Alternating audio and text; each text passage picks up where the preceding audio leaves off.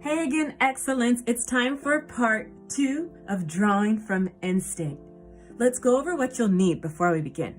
Remember, you could pause the video as you collect and prepare your materials.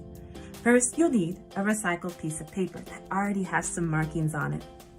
Next, you'll need a pen, marker, or pencil. And finally, you'll need some crayons. We learned a lot in part 1. We know that when we work from instinct, it means we find the best way to communicate exactly how we are feeling or what we are seeing through art.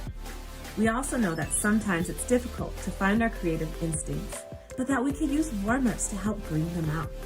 For example, we created a piece portraying a potted plant, and we used our opposite hand to make it.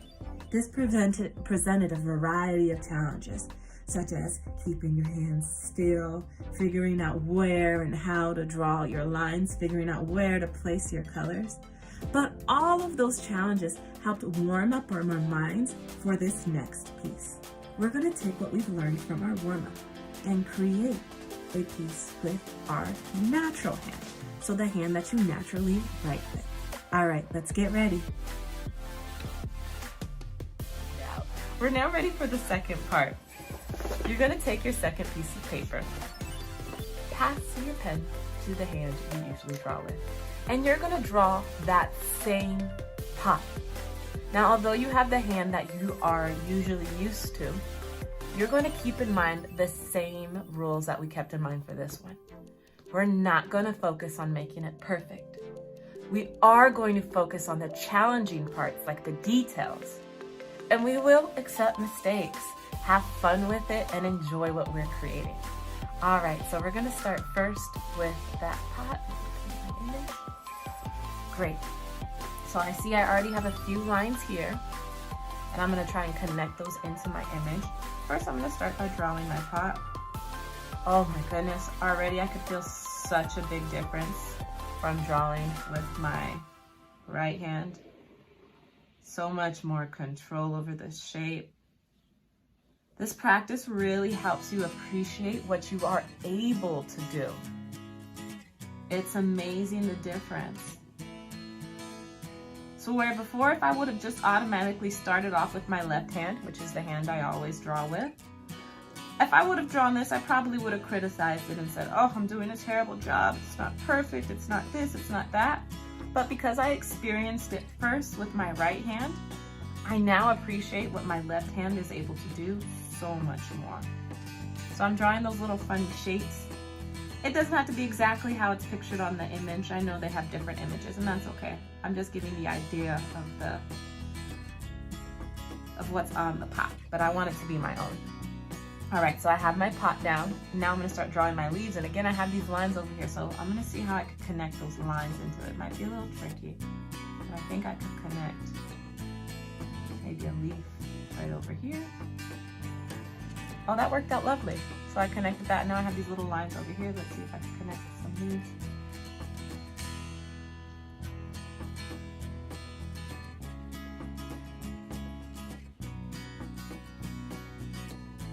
Beautiful, was able to connect some leaves there. All right, now I can just freestyle. Looking up every now and then at my image, just to get an idea of what I'm doing. And I'm just finding any type of shape that I like. Again, it doesn't have to be exact. It doesn't have to be perfect. I'm experimenting, trying new. Maybe I'll go for a smaller leaf. Maybe I'll do a really big, wide leaf here. Kind of funny looking, but it's all right. I like where it's going. I'm gonna make my lines come down. I learned a little lesson here. I made my pot go through the leaves. The next time I want to be aware of that, which is a good thing. And a warm-up teaches you what to be aware of. I'm gonna add some texture in my leaves too, because I can see these leaves kind of have some lines in them. Add some texture. Beautiful, and now I am ready to color.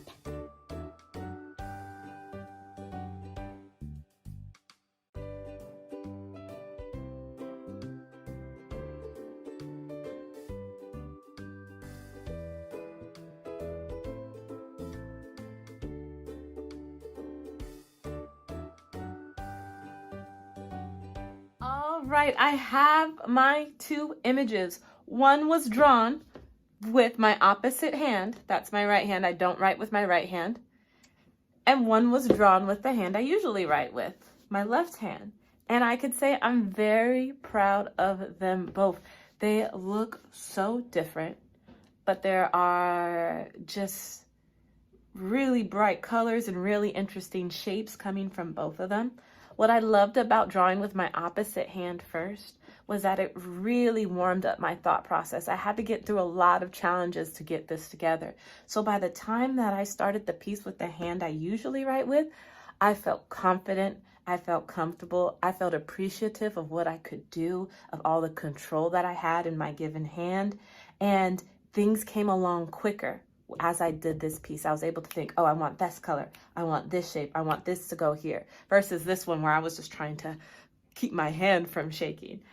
So I want us to continue doing this and practicing this at home. My friend Jordan from Rutgers did a special challenge where she drew a portrait, and she drew her portrait with her opposite hand. I want to challenge you to draw your portrait with your opposite hand.